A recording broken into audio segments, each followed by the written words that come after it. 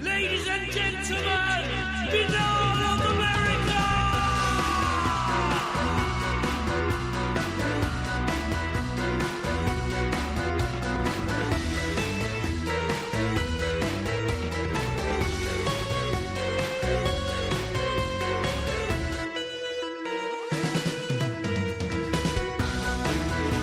And now, ladies and gentlemen, Binal of America Audio with your host, Tim Binal.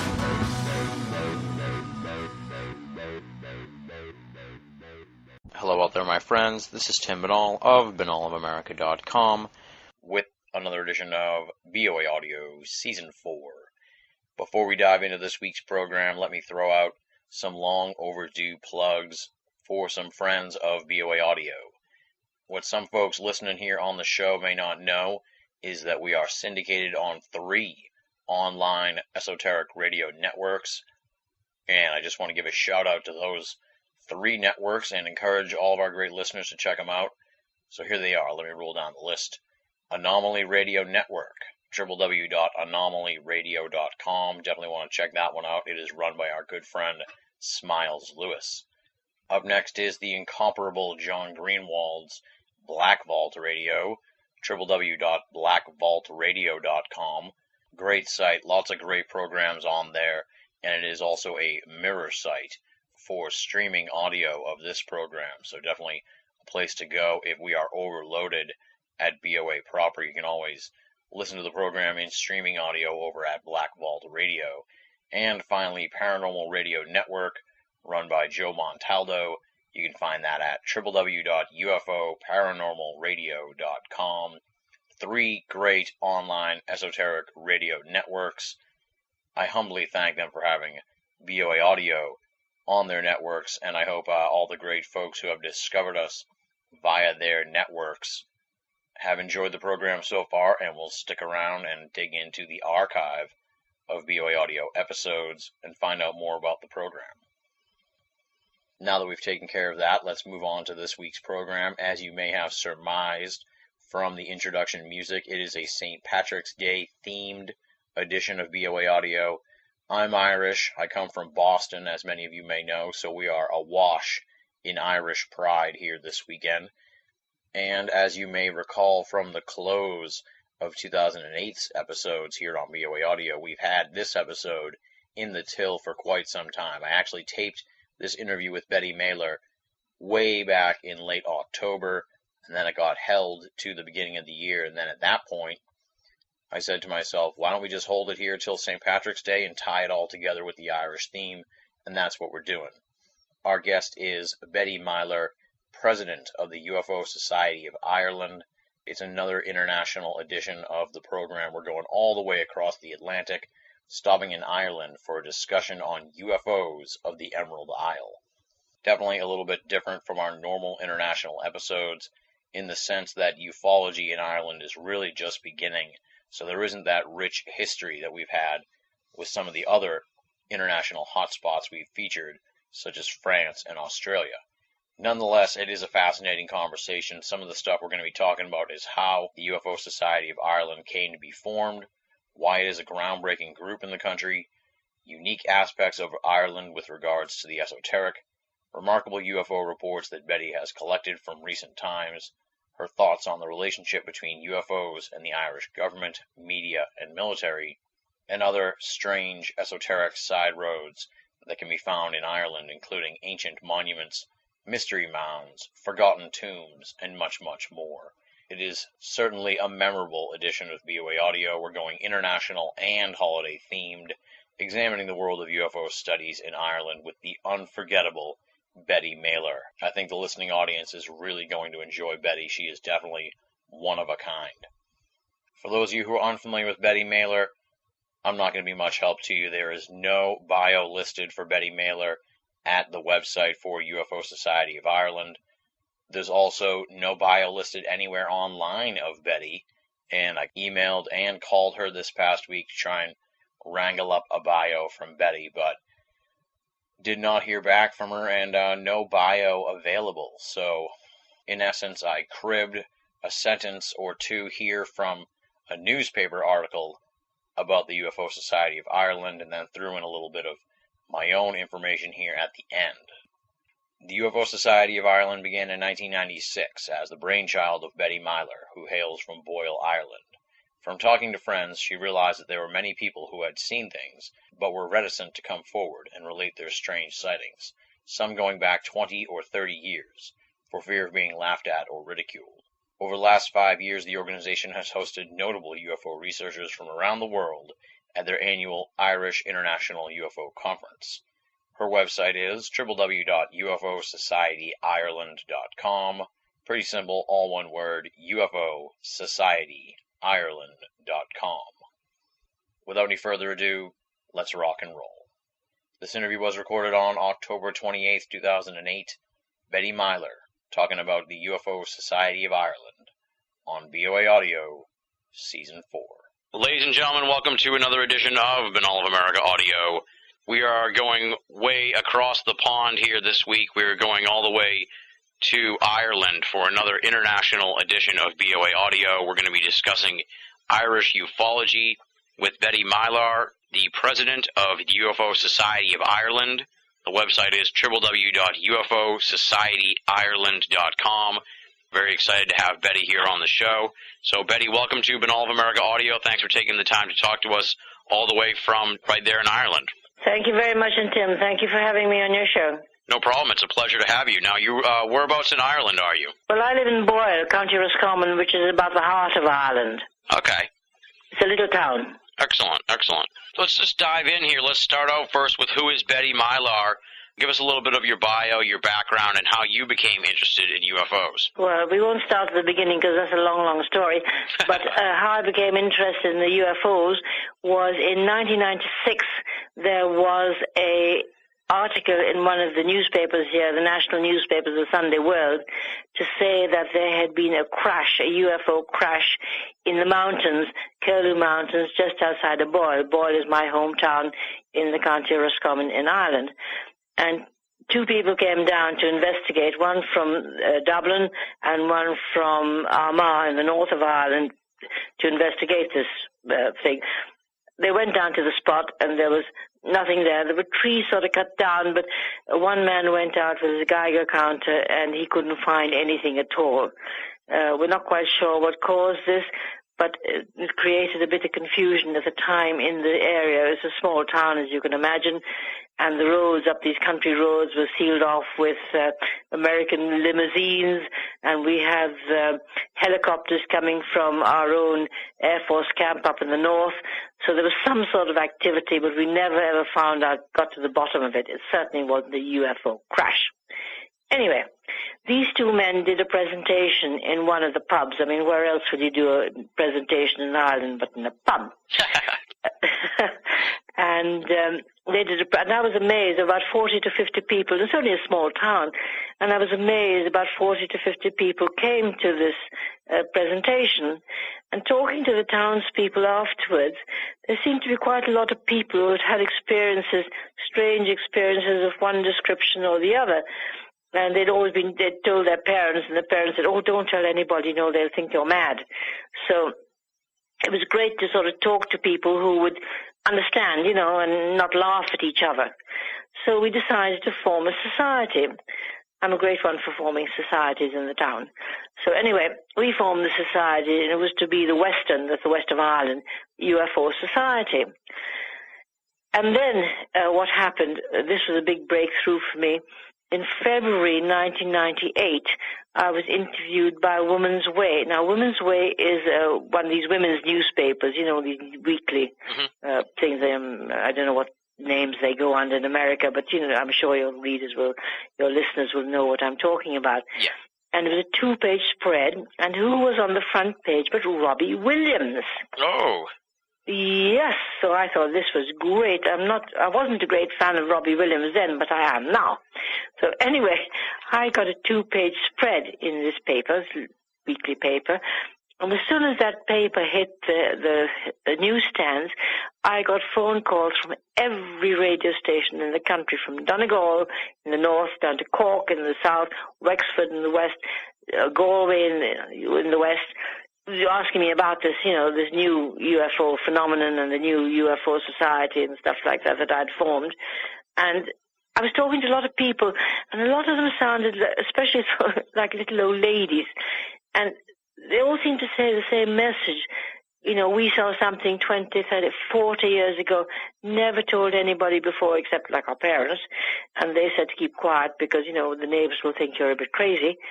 And isn't it great to talk to somebody who will not only listen to us, but who will believe us?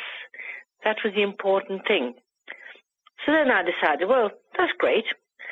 So instead of being just a little society, in the west of Ireland, which is Ireland's not a big country, and the west of Ireland is a very small area, I will become the UFO Society of Ireland. So overnight, I became the UFO Society of Ireland. And nobody came back to me and said, well, you can't be UFO Society of Ireland because we are UFO Society of Ireland, because I'd never heard about anything with UFOs before. And I thought, well, that's okay. So then, of course, Tim, they needed a president. So who better than Betty to become the first president, self-elected by a committee of one?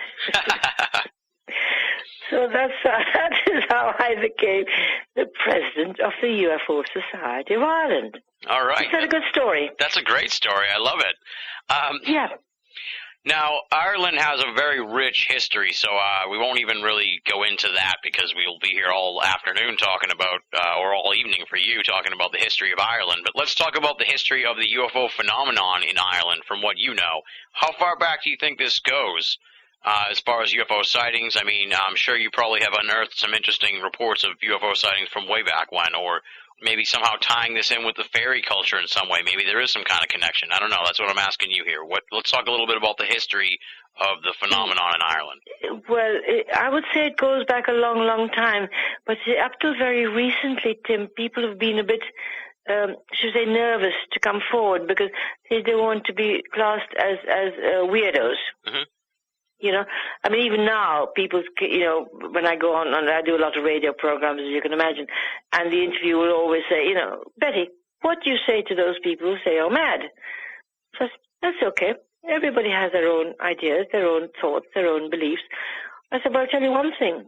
When Galileo first said the earth was round and everybody else said it was flat, didn't they say he was mad? Exactly. Right? Isn't that a good, I don't class myself in the same category as Galileo exactly, but it's the same anomaly, whatever you say. Anyway, so that is the whole thing. But up to very recently, people have been nervous to say they've seen UFOs because their neighbors will think they're crazy. Yeah. Because of the way Ireland is.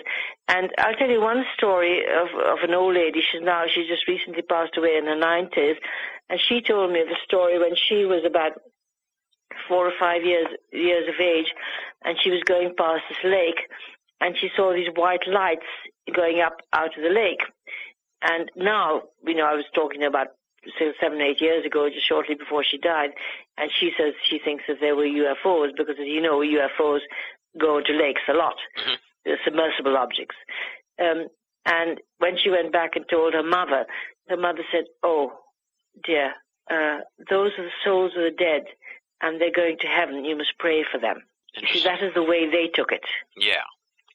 And you can understand that because I'm talking about maybe 70, 80 years ago, the word UFO hadn't been even coined at that stage.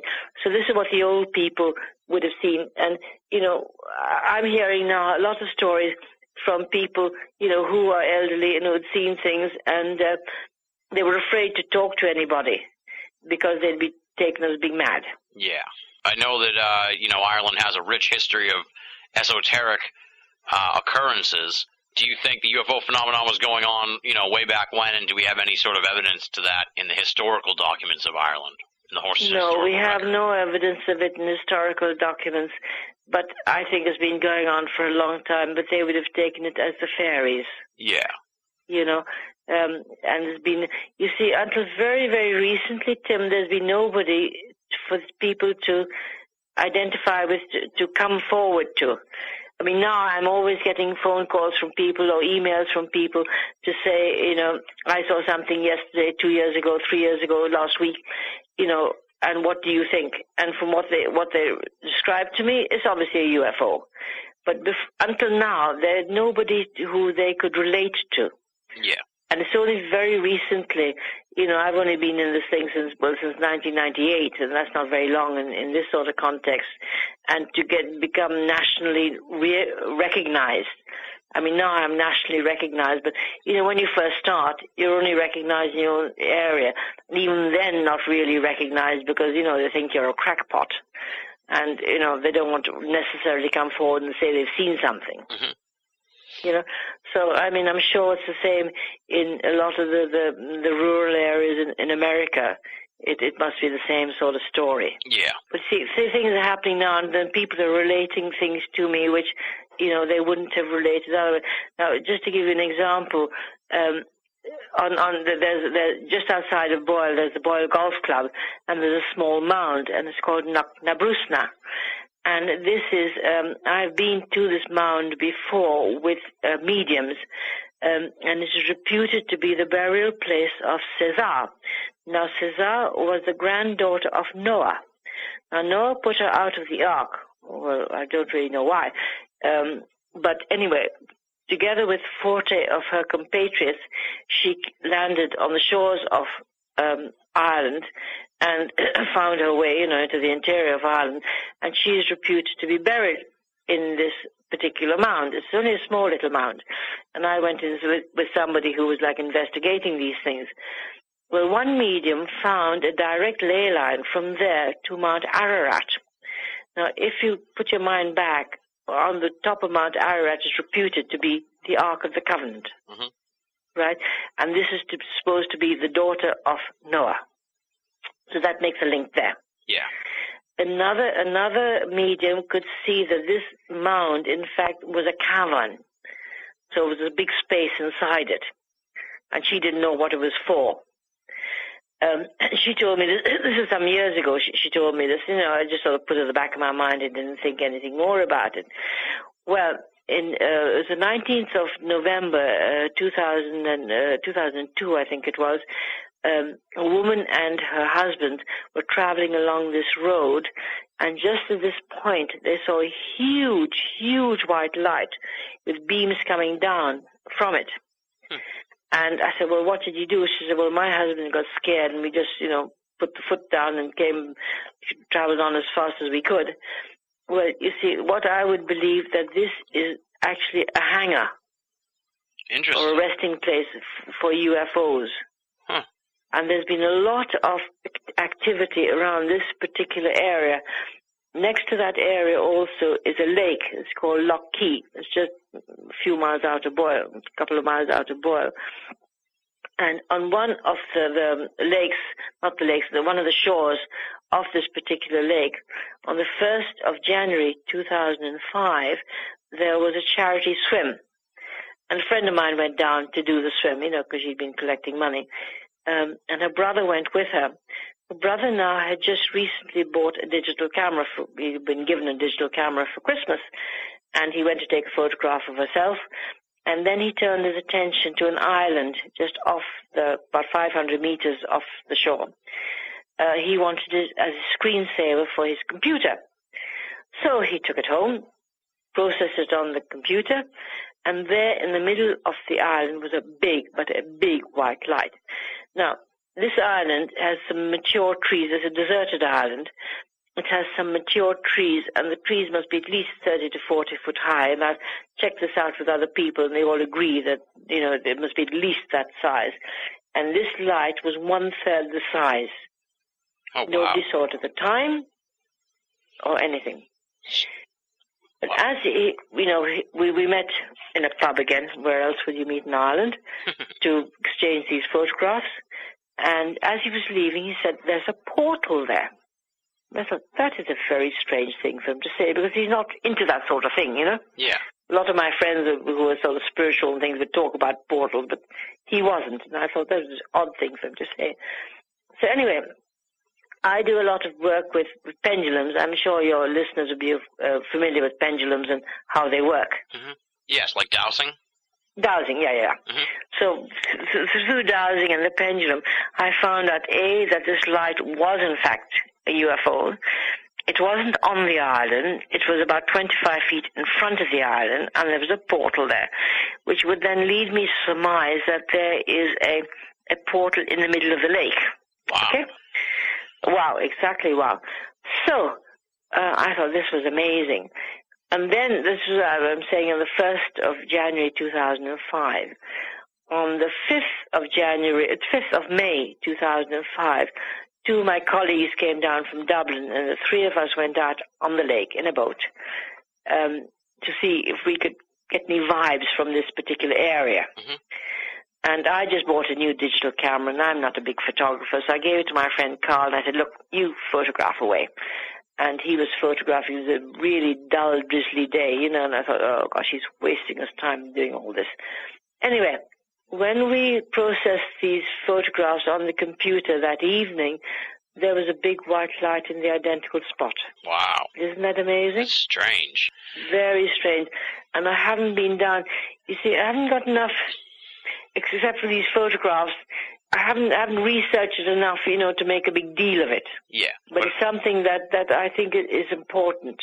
Yes, definitely something for future research, sounds like. For future research, exactly. But, Ireland is a bit sort of, how can I say, backward and that sort of thing. We don't make big deals of these things, which in another, especially in your country, have been a big deal by now. Especially when you have photographic evidence for it. Because we're a small town and things, people tend to laugh at us. Yeah. You know the old story. Absolutely, yeah. It's despite what you may think, it's kind of the same way here. It takes a lot to Is it? Takes more than one witness usually. 4 or 5 maybe. It empowers the individuals. It seems if more people come forward. Yeah. Now you have on your site here a list of some sightings. It says sightings in 2007, 2006, 2005. What would you say the tenor is of these sightings that you've collected over the last, since you started the UFO Society? Is it picking up more as more people feel free to report? Yeah, every week I'm getting maybe 2 or 3 people. I haven't updated the 2008 sightings yet because I've had a lot of health problems. I was diagnosed with cancer in December, January. I was in hospital, and I've just had a knee replacement thing, so I've been having problems. So I haven't had time to update it. But every week I'm getting calls from people to say they've seen something or the other. And would you say these sightings, span the whole of Ireland, or their particular areas? They span the whole of Ireland. They're more in this Roscommon area where I live, simply because people know me very well over here, and they know who to report to. But as I'm getting better and better known, I get reports from all over the country, and especially with conference that I've just had, I've had massive newspaper coverage, from all the national newspapers in the country, about the UFOs generally. Yeah. Which is great. Absolutely, yeah, that's what you need to get the word out about your organization. Yeah. And people like yourself, would help me a lot, because I'm only as good as the information I get. Yeah, exactly. For me, I've seen a few things, but, it's not important. It's the information I'm getting all the time that is important. I kind of noted here and talked a little bit about the rich history of esoteric phenomena in Ireland, whether it's the fairies or these leprechaun stories, and now, as you're saying, the UFO reports. What do you think makes Ireland such a hub of paranormal activity? Well, I think mainly, you see, because it is, how can I put it, an undeveloped country, with regard to other nations, we still have a lot of what I call sacred sites, stone circles, dolmens, things like that, ancient monuments. Mm-hmm. Like we have Newgrange, which is the same sort of category as Stonehenge. And I mean, that's the thing that's very well known, obviously. But apart from that, especially the whole of the West Coast, we have standing stones, we have stone circles. In Strand Hill, which is about 20 miles away from me here, we have the biggest area of conglomerate of stone circles in Europe. Because Ireland is somehow sort of backward in presenting itself, should we say. You know, these things are not that well known, but all down the west coast of it, there are huge dolmens. You understand what I mean by dolmens, don't you? You know, standing stones or dolmens, which are usually 2 or 3 huge upright stones with a capstone. We have one 20 miles away from where I am, where the capstone alone weighs 70 tons. Oh, wow. And nobody knows about it, except me and a few other people. You see, but all these things, they're not, how can I put it? If this was any other country, that would be a big thing. And this particular thing, this what we call it the Labby Rock, with this huge capstone of 70 tons, is in a farmer's field. And you've got to know where it is and walk about 20 minutes through a pine forest to get to it. Oh, wow. You know, and anywhere else it would be a big thing. But there are so many places in Ireland that are not, how can I put it, they're just hidden, they're not known about. Well, we need you to uncover these places, Betty. Well, that's what I'm hoping to do. And all down the west coast of Ireland, there are these huge portal dolmens and stone circles and megalithic tombs of one description or the other. We are just about 20 miles away from me. We have what they call the Carrickeel megalithic tombs, which is about 32 of these mounds and tombs on top of the hillsides. And, you know, they were used by the ancients to know when in the same way as the shaft of light goes in, you know, to the tombs in Cairo, the Giza, pyramids of Giza, to know when the spring solstice was, when the summer solstice was, when the winter solstice was, for people to know when to put up their crops. Yeah. And we have these, you know, and they're just on the hillsides, and they belong on farmers' lands, and people who are adventurous will go out and find them, but they're not national monuments. You know, it's very, in a way it's lovely because it's still preserving the old thing. You can see them as they were before. They're not surrounded by steel fences, you know, and you got to pay to go in. You just walk up the field, and, you know, there they are. Exactly, yeah. So it's wonderful in some ways, but then it doesn't, it doesn't bring out the best in them, if you know what I mean. Absolutely. Before we get into the organized UFO studies, I wanted to ask you a little bit more about this 1994 incident that sort of started your interest in the UFO phenomenon. Would you say that was sort of like the biggest case that you know of in Ireland as far as UFO stories go? Well, yes, but the only thing is that it wasn't a UFO crash. Oh, okay. That was the thing. All we know is that the area was cordoned off by the police and the army. And, you know, we saw signs of, you know, American limousines and men in black coats, you know, that type of thing. And there were 2 theories that came out of it. One was that it was a Saab Swedish helicopter that had crashed, a secret helicopter that had crashed. So therefore the remains were taken away quickly by the army. Or the other theory is that it was a time that Bill Clinton was in the north, you know, doing his reconciliation between the North and the South, and it was one of the black helicopters, you know, involved in Bill Clinton's entourage that crashed, and that would have explained why the roads were sealed off and why American people, you know, in black limousines and things were seen in the area, and why the remains were taken off by the Irish military helicopters. Yeah. Nobody knows for sure because while we were trying to investigate it, I was talking to one of the local Garda sergeants, the police sergeants in the town, and he said, "Betty," said, "you're wasting your time. Don't go near that stuff." Well, you see, they would say that, wouldn't they? Absolutely, yeah. Yeah. So I'll tell you, Tim, you know, you really don't know what to believe. That's the truth when you're dealing with the UFO phenomenon. That is the absolute truth. Yeah, but I don't believe it was UFOs because, as I say, these colleagues of mine went up with the Geiger counter and there was no sign of any radiation. So that would lead me to believe it wasn't a UFO crash, but there was some sort of, I think, high, top-secret military crash, whether it was American military from the Bill Clinton episode or a Swedish Saab helicopter that crashed. But, you hear all these stories and you take it all with a pinch of salt. Mm-hmm.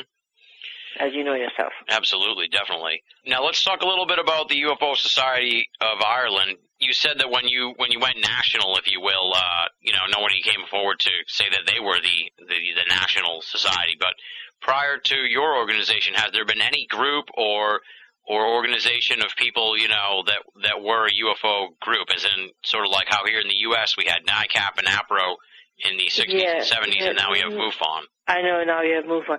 No, not to my knowledge. If they were very low-key. Mm-hmm. But then it may have been the times we were living in at that time. We're talking about 1998, which is now, 10 years ago, 98, 200, 10 years ago. And people have moved on a lot since then. Yeah. Even now I find, I'm a Catholic, so I obviously go to church. And my parish priest was always saying, has anything been seen recently? They wouldn't have said this a few years ago. And I don't know whether you're aware, but very recently, within the last few months, the Vatican has come out with the theory that because, I don't know whether you've heard this, but the Vatican has come out with the thing that we must treat extraterrestrials as our star brothers and sisters, because to say that they do not exist is putting limitations on God's powers. So if God could create us and all the creatures, the deep and the air and everything else, why is it that they cannot create, why is it that he could not create beings, I won't say humans, beings from other dimensions? Yeah. You see, and this is what the Vatican is coming out. I mean, we've known for a long time that the Vatican is known as something but extraterrestrial, but they've never come out with it publicly. And only recently, I'm saying in the last 4 or 5 months, they come out with this fact that, they agree that extraterrestrials do exist, and to say they do not exist is saying that you're putting limitations on God's power. Yeah. Now, what do you think of that? Maybe we're turning the corner here on the UFO phenomenon. That's what we can hope. Very much so. But you see, I think this thing, Tim, with anything that you bring out new, is laughed at, scoffed at. They don't believe it. And it's only as more and more people see these things and come out to say, yes, I saw something that was very strange, then people have to believe that there's some truth in it. They may not entirely believe it, but there has to be something behind it. We had recently a case, in fact, it was shown at my conference in September, just a few weeks ago. One of the Garda sergeants in a particular area, he had his mobile camera with him, his mobile, and he took this photograph of a huge triangular object with lights at each corner. And then at one stage, this light threw down a probe, red light, down to Earth. And we haven't found out exactly where it landed, but, I'm trying to find that out. This only happened shortly. And then about a week or so later, I had a phone call from a woman in that same area to say the following week she had seen a big black triangle with lights at each corner, followed by a diamond-shaped object with lights at each corner, and the whole thing must have measured between half a mile and more across in length. Wow. You see, because it is just somebody saying that, there's no proof. You could say whatever you want. I could say whatever I want. Yeah, exactly. You see, but as you appreciate him, unless you have proof, photographic proof, nobody will believe you. And to be quite honest, even when you have photographic proof, because this particular clip was shown at my conference, and people have been asking me, when is it going to be put on the internet? When is it going to be put on the... And I've been in touch with the people who have the copyright of this particular clip, and they say they're not going to put it on the internet until they have had it investigated thoroughly to prove that it is valid. Mm-hmm. Because you'll always get somebody to say, oh, well, with computer graphics today, you can do anything. Yeah. You see, that is the problem a lot of the time. Pictures just aren't worth as much as they used to be anymore because of the computer technology available. Exactly. It's only that we happen to know that this is a senior guard, a sergeant, and he would not put his name to something that was a fake. Yeah. So it's very difficult. You can't believe everything you see or read, as you know. Absolutely. In this world, definitely not. Now, we've kind of established here that there haven't been any really prominent groups there in Ireland, but what about any prominent ufologists? Have there been anyone, who stood out from the pack over there in Ireland as, a prominent UFO researcher over the years that we might have heard of or not heard of yet? No, not really. I think the sort of subject is too soon and too, should we say, raw for there to be any research and stuff as such. I'm in touch with two of my colleagues, and they have recently written a book, Conspiracy of Silence, the history of UFOs in Ireland. And they have researched a lot of, pilots, airline pilots. You see, when you research the thing, you have to take people who, how can I put it, who can be believed, like airline pilots and stuff, rather than the likes of me, who's just an old Joe Soap. No, you know what I mean? I think so, yeah. Yeah, you see, somebody like an airline pilot who would be believed more easily than the likes of me, who's just an ordinary citizen. Mm-hmm. So how can I put it? It's only in its infancy at the moment here in Ireland, but I think it'll grow by leaps and bounds. Yeah, ufology, you mean? It's only in its infancy. Ufology, yeah. Because even still, people, laugh at the whole subject, think, God, you're a bit of a weirdo. Yeah. It's like that everywhere, though. So I mean, I wouldn't take. It's like that everywhere. Yeah. But you see, in the States, there's more of a hardcore of people. Yeah. And it's been going on for longer than it has been. To be quite honest, it's only with me coming in on the scene. I've only been at it for 10 years to make it. How can I put it? Believable.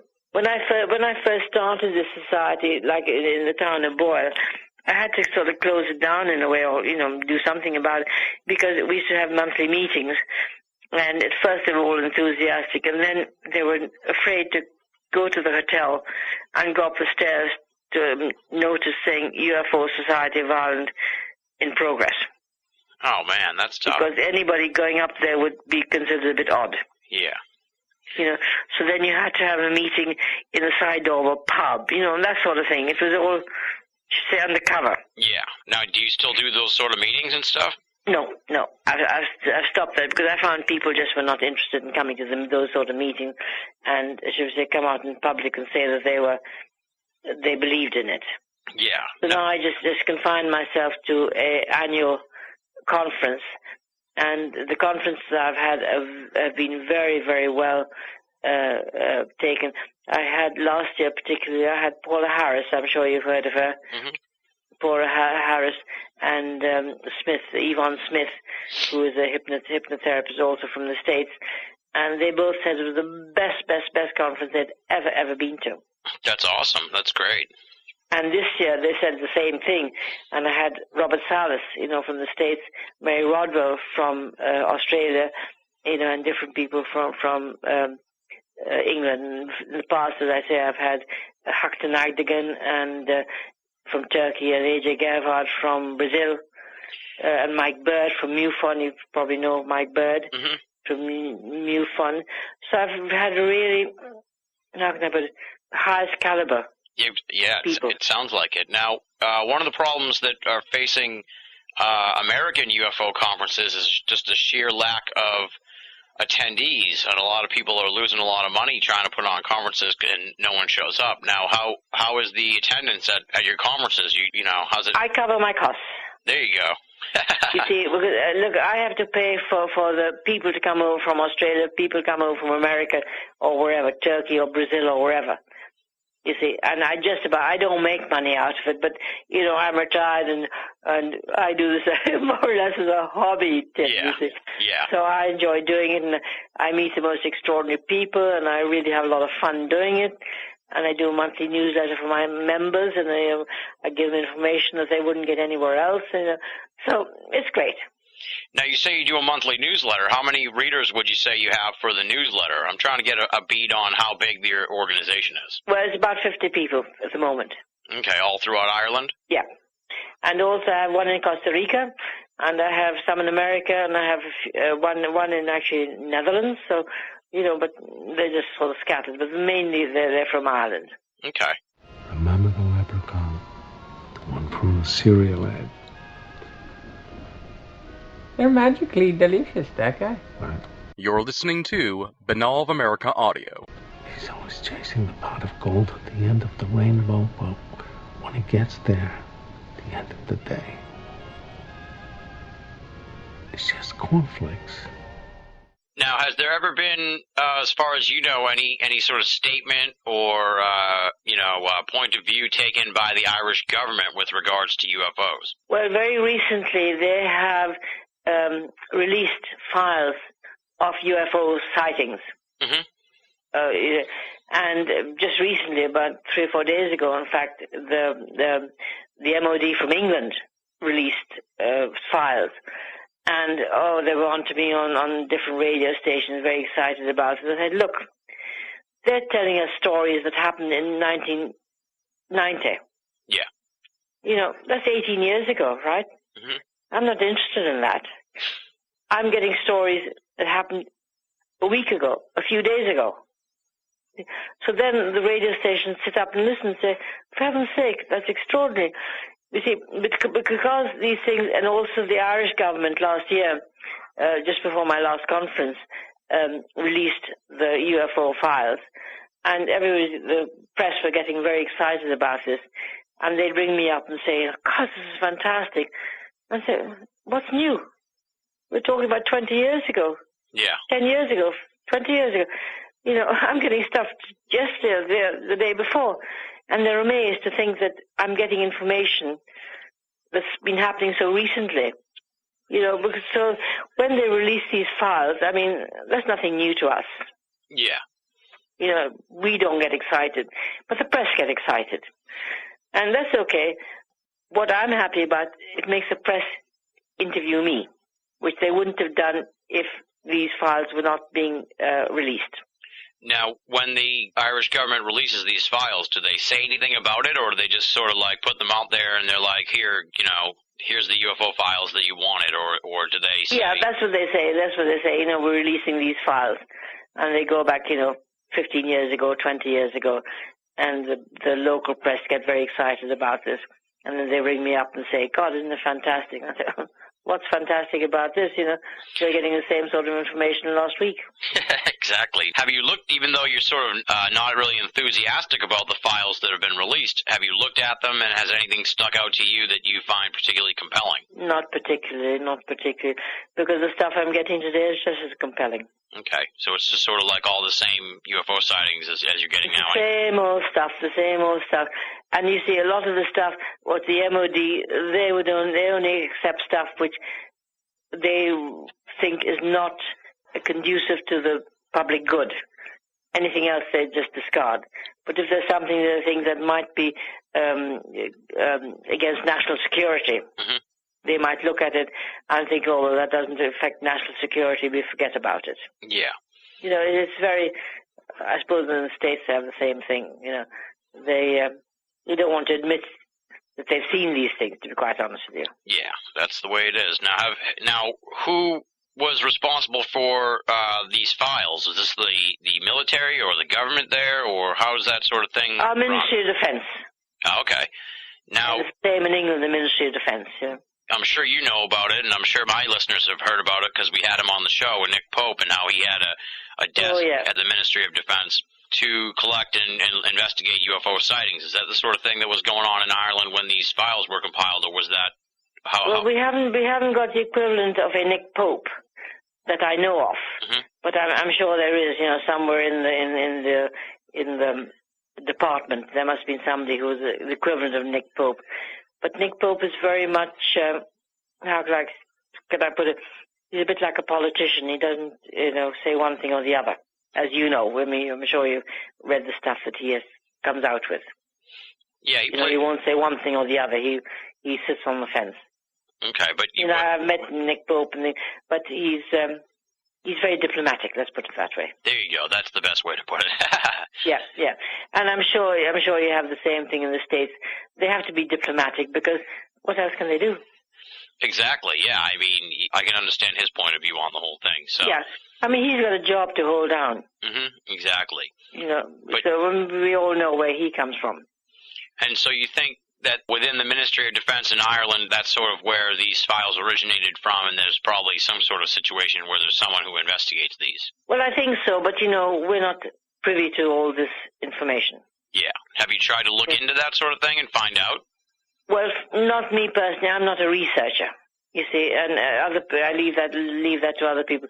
I have enough to do with what I'm doing than to go into researching, on this sort of stuff. But to my mind, to be quite honest with you, Tim, it's not important. And why do you say that? Because I don't think you'd get anywhere. To try and find out that sort of information, you mean? Yeah. Because they hide it a lot. So you're just banging your head against a stone wall and you're trying to research this and that, and you get nowhere at all. So to my mind, it's not worth bothering about. Okay. They don't know much more than we do. In fact, I think I know more than they do. No, I don't mean that in an arrogant sort of way. No, I know. I mean that very seriously, because they just get reports of things being seen in the sky, and because it doesn't appear on radar, it doesn't exist. Yeah. Like a scientist, if you can't see it, if you can't touch it, if you can't feel it, it does not exist. And we all know there are lots of things in this world today that are there, and we know they're there, but we cannot prove it, shall we say. It seems that way. So that's the situation I am in, and in my stage in life, I'm not interested in, running around after ethereal things. Mm-hmm. Mm-hmm. Now, do you think that even though they released some files, you said that, some stuff gets held back for national security and stuff, so you think that if there's anything really good that we probably wouldn't have received it in the information dump that they made recently? Oh, I think so. There must be, you've got to take national security. They're not going to tell you what otherwise it wouldn't be national security, will it? Yeah, exactly. You know what I mean? Yeah. They only tell you stuff that they want you to hear. And once we realize that, then okay, that's fine. You said that you think you probably know more than they do because all they really get is just the sightings and stuff. So do you think that there is here in America, there's a big belief in some kind of government cover-up of the UFO truth, if you will? Do you think there's something like that going on in Ireland as well, or do you think they're just out of the loop on what is really going on with UFOs? No, I think it's worldwide. They don't want to let on because they realize that this extraterrestrial thing is bigger than they are. Let's face it. The American government, we know it. Salas, I don't know whether you know his story, I'm sure, about the UFOs shutting down his missiles. Yeah. When they were, about to be tested. And that's been going on. And it's only now with the Freedom of Information Act that he's allowed to talk about it. But I can remember talking to a person, in fact, I had met at a railway station here in Boyle, and the same sort of thing happened with his father. He was one of these top secret people, and it's only he told his son on his deathbed, but the son of the person I was talking to, and he said his father said that if he had said anything, even to his wife, before that, he would have been, ostracized or even... how can I put it, deleted from this world. You know what I mean? Yeah, silenced. Silence, exactly. That's chilling. So, you see, it is very frightening, but, governments throughout the world, and it's not only your government, governments throughout the world, they have such power that, they can push somebody out of a 10-story window and treat it as suicide. Exactly, yeah. Now, have you ever run into any sort of resistance from any authority over there in Ireland where they say, stop looking into UFOs or, try and dissuade you from UFO, what your interest in UFOs? Research. Well, the only one I was telling you about, Tim, was this case of this sort of crash. When the Garda sergeant told me, don't bother looking into it anymore. Nothing happened. Yeah. And we know something happened, but he said don't bother. So, that's only a very small incident in a very small town, and you multiply that by serious incidents, and it's happening all over the world. Mm-hmm. Many countries, like actually, Brazil and Mexico, they're very open to these things. And you've probably heard stories as well about how UFOs are flying over. When they have national days, and have all the military on parade and that sort of stuff, and you have UFOs above, and nobody bothers. They accept it. Mm-hmm. And I don't know whether you know, but like in China, all the government officials are instructed in UFOs, and they know all about it, and they accept it as a matter of course. Yeah, a matter of science. Yeah, it's one of these things that's happening. They don't say yes, they don't say no. They just accept it for what it is. Now, you've said that you've become more and more well-known in Ireland. What would you say the media coverage is like for the UFO phenomenon over there? It's been incredible, because when I first started, people would laugh at me, and say, what you say when people are mad, and I was talking about the Galileo business. But now they don't even mention that. They say, when was the last sighting? What has been seen since? What you think of it? They're taking it very, very seriously. I think because the media are being more educated, they're educating the people, and the people are taking it more seriously. So they're not afraid to, phone me or email me or something to say, they've seen something, and what do I think? And I'll give them my honest opinion. Sometimes they'll say, we saw this light going round and round every Saturday night, every Sunday night. We think it's a UFO in this area. It turns out to be a laser light from a nightclub. Yeah. That happens. Or somebody saying, we saw this big, bright light is moving ever so slowly across the sky. It turns out to be Venus or Jupiter. One of the planets going very slowly across the sky. So you have to be a little bit careful of what you would accept as a sighting. But, like the other day, I had this email from a pilot, a private pilot. He'd taken off from a small airfield in Ireland, and he was going at 2,000 feet, and he saw this big white light, about 3,000 feet. And, of course, the pilots would know what 2,000 feet and 3,000 feet is. So he went up to investigate it further. And as he was getting closer to it, it just suddenly disappeared. Huh. And it freaked him out. It was a clear blue sky, and it just disappeared. But you see, I'll tell you, Tim, what my theory about that is, if a thing travels fast enough, you cannot see it. Okay? If you think of the blades of a fan going round, when they go around fast enough, you can't see the blades. Yeah. So if something is going fast enough, so this is my theory, that they don't disappear, but they go off so fast, your eye cannot follow it. Mm-hmm. And now you said that a couple of your fellow compatriots over there in Ireland have looked at the pilot sightings, and I'm sure you probably are aware of their research. Would you say there's a lot of pilot sightings in Ireland of UFOs? A lot of sightings, yes. But you see, they don't like to come out publicly with it. A lot of them spoke to these two compatriots of mine, colleagues of mine, for their book. But they said, do not put our names out. Yeah. You see. So, well, that's fair enough. You've got to respect their confidentiality. And this is the thing I also respect very much. So if somebody says they've seen something and somebody else wants to know about it, I said, okay, but I have to go back to the first person and say, will you talk to so-and-so, Yeah.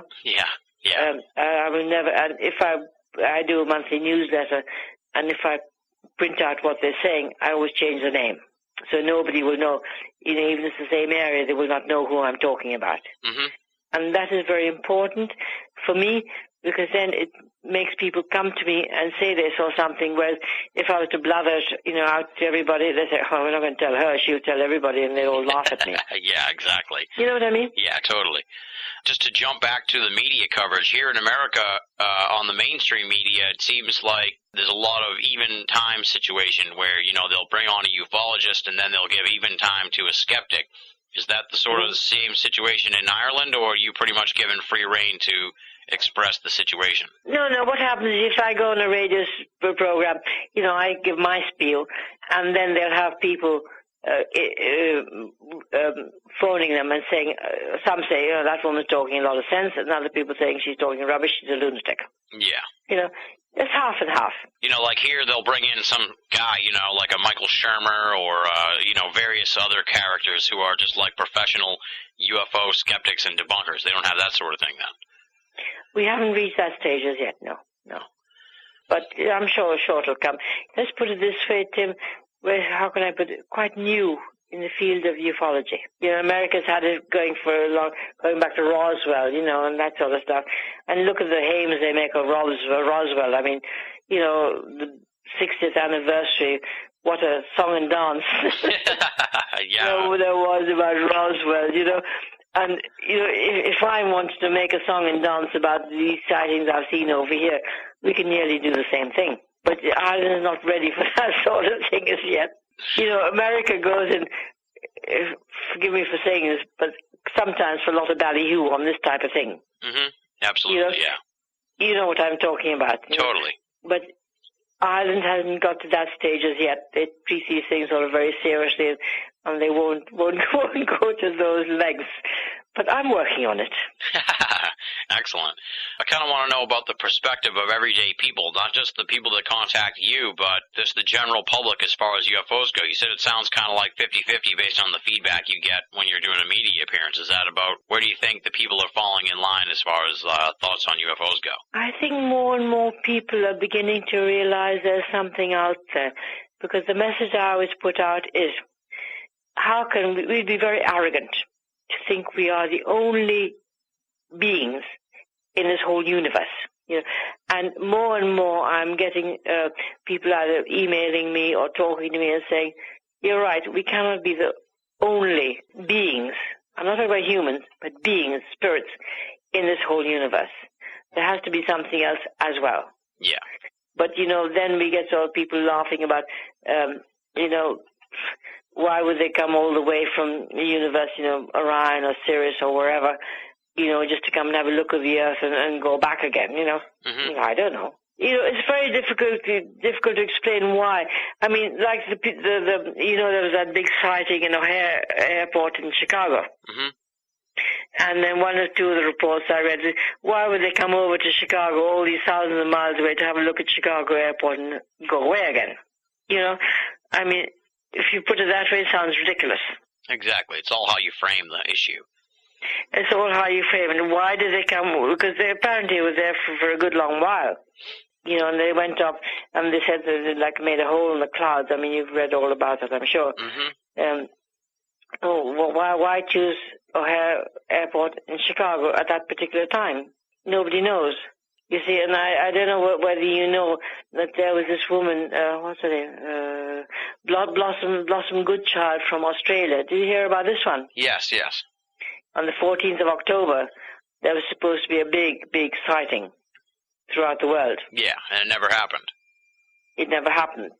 And I've heard from I've got to sort of investigate this further, but I've heard from, one of my contacts that they, how can I put it, found that, should we say, like the time wasn't ripe for them to make a mass thing.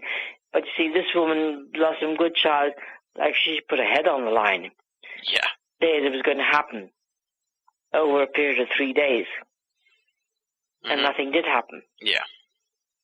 So we don't know exactly what the full story of that is, but the bits and pieces I have heard is that, they felt that the time wasn't right. But then I suppose she shouldn't have made it so definite. Absolutely, yeah, that's always because most people say, we think, but she was definite it was going to happen.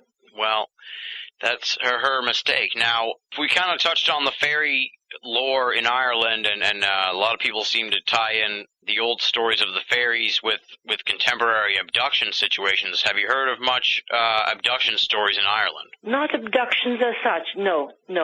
But then you see, because it's such a new subject, I may not have heard of them. Mm-hmm. You know, there may have been abductions, but I don't know about them. Cattle mutilations, definitely, no, I have not heard about them. And crop circles also, I haven't heard about them. But then you see, we don't have big areas for crop circles to be put upon. Most of the crop circles, as you know, are in the Wiltshire area of England. And it is a area of very high energy, because you have Stonehenge and Glastonbury, all areas of very high energy. And you have big fields of wheat and, you know, barley and stuff like that. And these imprints can be made on that, whereas the fields over here are very small, and we don't have, you know, stuff for crop circles, which is, you know, another like phenomenon, or you would say UFO phenomenon, if you like. So I don't know, but I know that, like in America, in snowfields, they've been seen in, like British Columbia, they've been seen on the tops of the big forests, you know, the pine forests and stuff like that. In the Sahara, they've been seen, you know, in the desert. So they need big areas. But we'll see what happens. Yeah. Now, this summer it seemed like there was quite a flap of UFO sightings in England and Wales. What about Ireland? Did you guys see any residual effect of that flap? No. There was at that time, I know what the ones you're talking about in Cardiff and things like that. No, there was a big flap about that then, but we didn't have any. Well, let's put it this way: no reported sightings. Yeah. You see, I've got to be careful about sightings and reported sightings, because, you know, I only know about the ones that are reported to me or reported in the newspapers. Mm-hmm. But we did have one on the 3rd of August. I don't know whether it was, you know, made much of in your papers. 3rd of August, and there was this Garda sergeant who photographed a triangular object with the red lights. I think I told you about this a little while ago. Mm-hmm. And that made, you know, sort of headlines over here, and I was interviewed by a lot of stations, you know, about that.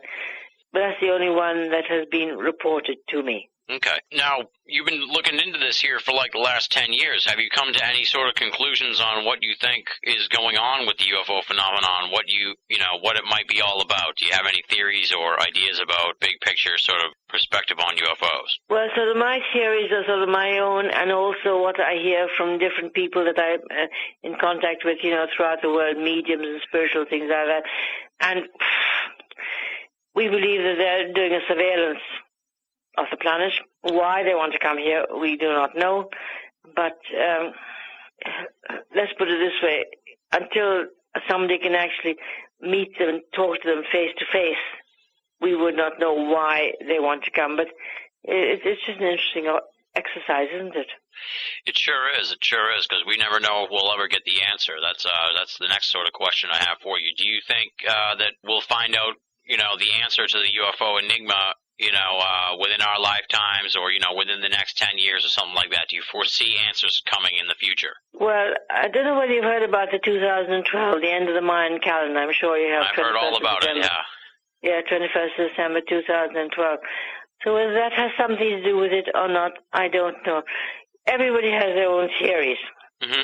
And let's put it this way: I've got the theory that I just don't know what's going to happen. And I don't think anybody really, really knows. But, you know, some people say it's going to be the end of the world. Some people say it's going to be the end of the world as we know it. Some people say that those who want to ascend at that time will be able to ascend physically. Some people say that's a load of rubbish. Yeah. I think we just have to wait and see what happens, Tim. You know, it's very difficult to be not subjective, but, you know, to say that this is going to happen and that's going to happen. You have to have an open mind. I think that's the whole thing. Mm-hmm. Now, what about as far as the whole disclosure type thing? Because that's sort of a big pushing issue here in America, in the UFO. Greer. Yes, in the UFO community with Stephen Greer and Steve Bassett and the Paradigm Research Group and the disclosure movement and all that. to push for government answers. And as we've seen in the UK and Ireland now with the release of information, do you think it's going to come on that end, or do you think it's going to be, done by... Well, I think the American government have to come out, because the British government will come out with, the Irish government come out with, the French government will come out with, the Brazilian government will come out with it. Mm-hmm. So the Americans will have to follow suit, but, the Americans, forgive me for saying it, can sometimes be a bit paranoid. Absolutely, yeah. You'd agree with me there. So once they come out of that paranoid, standpoint, they would have to come out with it. But I think they're stalling, to be quite honest with you, because I think most people know, these things are happening all the time, and people like Stephen Greer are in the forefront of trying to do the disclosure project. Yeah. Well, America has its hands full as it is right now, so... I know. Adding UFOs to the equation would be even harder. It'll be pushing it a lot, yeah. But it'll have to come, because, it's happening all over the place. China's come out with it, Russia's come out with it, all these other countries have come out with it, and, America will have to come out with it sooner or later, But I think they're just sort of biding their time, and, I don't know why they're holding back, but, that's their problem. All right. Now, we've kind of talked about your conferences, and I presume that there will be a 6th conference next year, right? Yes, I've already fixed the date, 4th and 5th of October next year. Excellent. Any idea on, you're probably still sort of working out who you're going to bring into the conference and that kind of stuff, right? I'm working on it, but one of the people I'm going to work on very hard, and you're the first one to hear about this, he doesn't even know it as yet, is Stephen Greer. So we're breaking news here. You're very much breaking news. I don't know whether I should even be telling you about it, because I haven't even asked him. It's only this afternoon I was organizing the venue and the date for it, So I have to contact him. So whether you should tell him at this stage that I want him to come at my conference or not, I don't know, but it's up to you. It doesn't matter. Either he says yes or he says no, and that's the end of it. Yeah, there you go. Well, if you can't get him... But I'm sure with my charm, I'm sure he will say yes. I like that attitude. What do you think, Tim? I like that attitude. I tell you, we have a saying over here in Boyle, what Betty wants, Betty gets. It's a good one, isn't it? I like that. Yes, I like that. Yeah. Now, we sort of touched on what's going on here with your conference for next year. What other sort of stuff do you have up your sleeve? Do you have any plans for... Now, I know you kind of said you're not really a researcher per se, so maybe there's not a book or anything like that, but do you have any specific plans for anything exciting going on, and how can folks find out about your newsletter and all that good stuff? Well, you can hear about me from my website, www.UFOSocietyIreland.com, and hear about me, and then if they wanted to join the society, then they would get a monthly newsletter which gives information, which they wouldn't normally hear about, from other sources, or just to chat about it, or email me on info@UFOSocietyIreland.com. Okay, sounds good. All right, Betty, well, it's been great to talk to you. It's been interesting to find out what's going on over there in Ireland with regards to the UFO scene. It sounds like you're really breaking some ground over there, and that's exciting to hear about, and really commendable that you're really sort of like the first lady of ufology in Ireland, which is awesome, and I'm excited to hear about the progress that you guys have been making over there, and it sounds like things are only going to get bigger and better over there in Ireland with regards to ufology. So I take my hat off to you and salute you for some fine work, and look forward to seeing what you're going to be coming up with next, and hopefully sometime in the future I can take a little trip out to Ireland and attend the conference and check out some of these hot spots that you've been talking about. Well, thank you very much indeed, Tim, for having me on your program, and I really, really look forward to you coming to my next conference, which will be on the 4th and 5th of October next year in Boyle, a beautiful, beautiful town, and if you came over, I would really look after you well. That does it for this week's edition of BOA Audio Season 4. Big thanks to Betty Meyler for coming on the show. You can find out more information on her and her organization at www.UFOSocietyIreland.com. Check it out. Moving right along now, it's time for BOA Audio listener feedback. And as I teased at the end of last week's episode, we got 3 here in the till for you. that we were saving last week, but we didn't do because time ran out for us to get the episode out to all of you. So we're going to dive in here with the 3 emails we planned to read last week. Let's start out with a nice, short, and sweet one from someone by the name of Dragon. No hometown listed, simply Dragon. Here's what he has to say. I was wondering when the 3rd part of the interview with Ann Druffel is going to be posted. It is a great interview. Signed, Dragon. That's all he has to say, and as you can probably surmise, Dragon sent that to me before we posted the 3rd part of the Ann Druffel interview, literally an hour or so before we posted it. My only real response here, and the point I wanted to make by reading this one, is sometimes the episodes do get pushed a little bit to Monday evenings, Monday afternoons, off of our normally planned Sunday delivery date, and I apologize for that, since there are so many elements that I have to harness when I put the show together. Sometimes it takes a little bit longer, but I like to think that our hardcore listeners and longtime listeners and devoted enthusiasts of the program recognize that. And hopefully they don't mind that the interviews sometimes get pushed forward a day or so. We always try to get them to you by Monday at the latest, even if we have to eschew listener feedback like we did last week.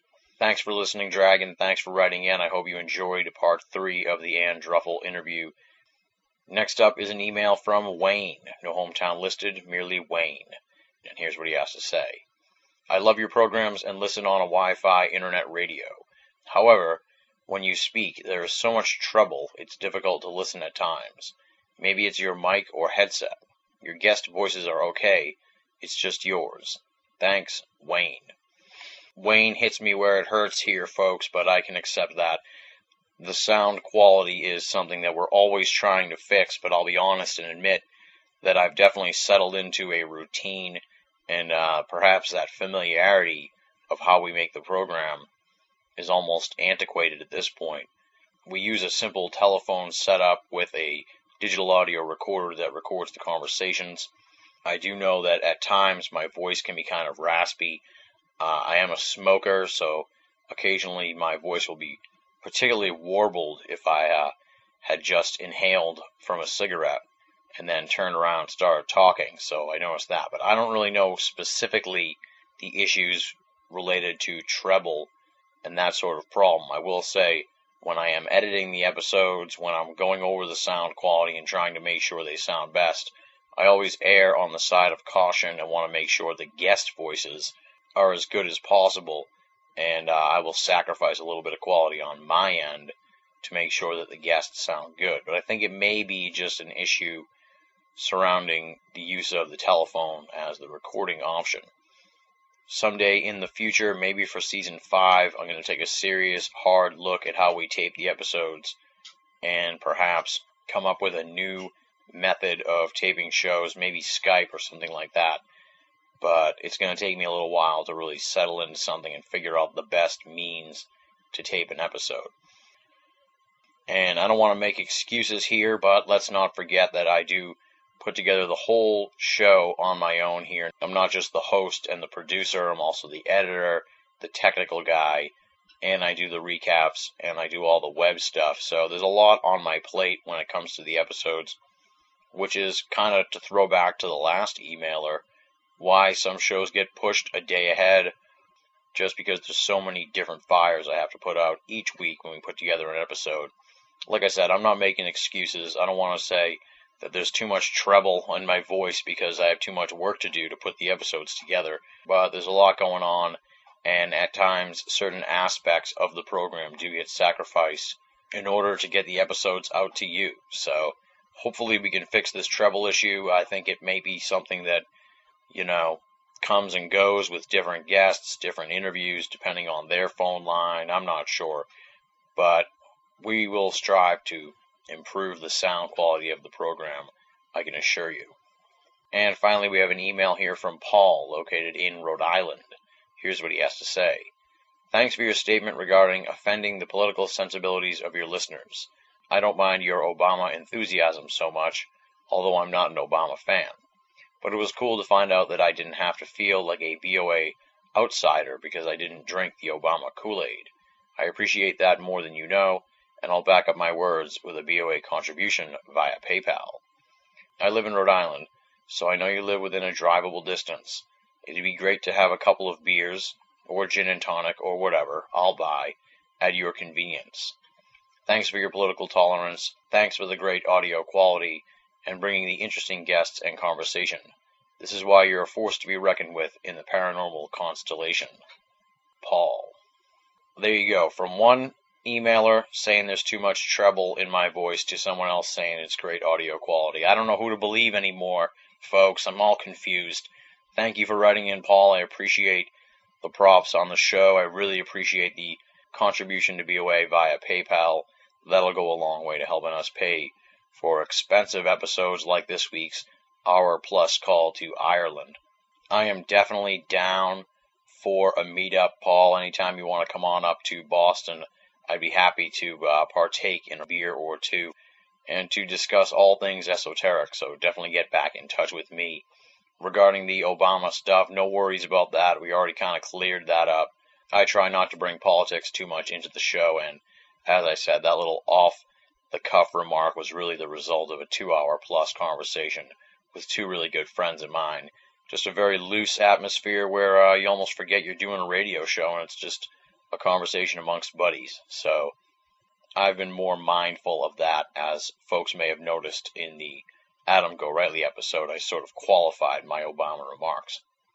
We want all listeners of all persuasions, so we have no problem with people who aren't fans of Obama, because really, at the end of the day, we're all fans of the esoteric. That's why we're here, so it doesn't really make a difference who you vote for, because we're all trying to get to the bottom of these paranormal mysteries.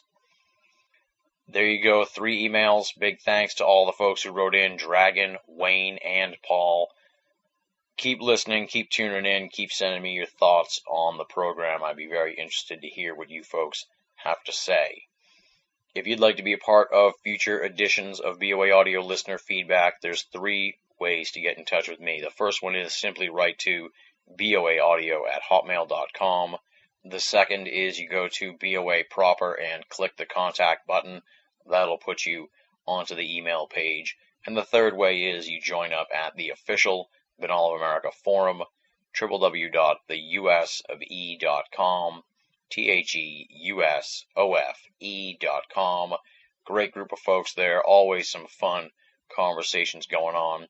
And as I noted at the beginning of the program last week with Adam Gorightly, always some fun contests happening at the USOE. We're going to have the WrestleMania Pick'em contest in a couple weeks. And then around the same time, the big one, the Major League Baseball 2009 prediction contest, involves not just the USOE members and posters, but also all the great guests we're going to have on for the 3rd annual BOA Audio Baseball Special, so you definitely want to be a part of that. If you're listening here at the end of the program and you're a fan of forums, stop on over to the official BOA forum, theusofe.com. It's free, and we'd love to have you as part of our little coterie of esoteric enthusiasts. Up next, it's the credits part of the program. Let me give some heartfelt thanks to all of the great BOA staff members. They are, of course, Leslie, Chiron, R. Lee, Joe V., Tina Senna, Rochelle Hawks, Richard Thomas, Paul Black, and Lasha Seniuk. Monday through Friday, top-notch columns, thoughtful and thought-provoking esoteric musings from the fantastic BOA staff. I can't thank them enough. They are what has made Banal of America not just an audio series, but an esoteric think tank and a daily stomping grounds for anyone interested in the world of the paranormal. We say it week in and week out, but once again I will repeat myself.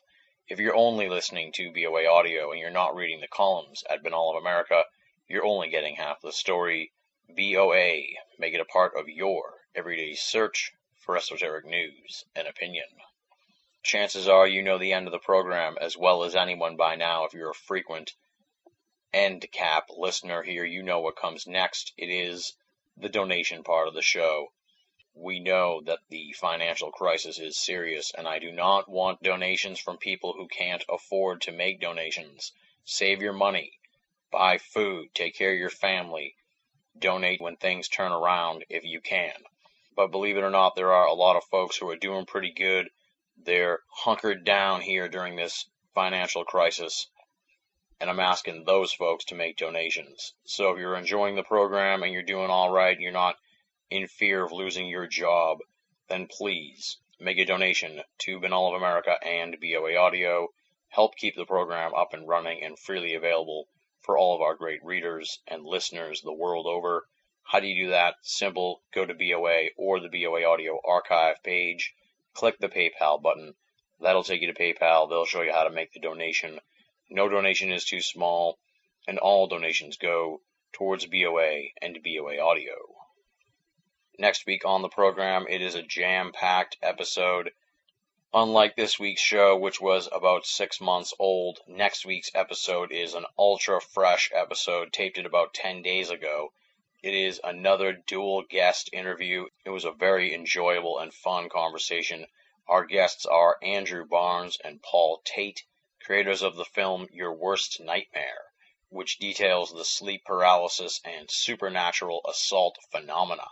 A totally fringe, esoteric subject that not too many people have discussed in the past. We're going to have them on for 2 hours next week to talk all about Your Worst Nightmare and the strangeness that is sleep paralysis and then supernatural assault, which seems to stem from it. Andrew and Paul are going to talk about just what these incidents are, how one seems to lead to the other, how the experiencers of the phenomena describe the attacks. We'll find out if anyone has tried to communicate with the attacking entities, what proof we have that these things are real, what the clergy says about it, how the phenomena has been erased from the Western world, shadow entities, out-of-body experiences, the Cambodian connection, the God helmet, and for the first time ever, a bizarre moment of technical difficulties. Usually I take these out, but this time it was actually sort of worked into the interview, and chances are you'll either laugh at it or get spooked out by what happened. It's a highly entertaining edition of BOA Audio. I had a blast talking to Andrew Barnes and Paul Tate. We were laughing within the first 5 minutes before we even taped the interview. These guys are great. And we're going to be covering just a ton of ground in this fringe genre of esoterica that is sleep paralysis and the supernatural assault that stems from it. Certainly a must-hear episode of BOA Audio. That's next week on the program. Andrew Barnes and Paul Tate, creators of Your Worst Nightmare. If you want a little preview of that, stop by their website, www.soulsmack.com, SOULSMACK.com. That'll have some teasers and trailers of the film so you get more of an idea of what we're going to be talking about next week on the show. And on that note, we wrap it up here. I have nothing left to say for the week. Thank you once again, my friends, for listening. Thanks for making BOA Audio a part of your esoteric audio playlist. Until next time, this is Tim Banal, signing off.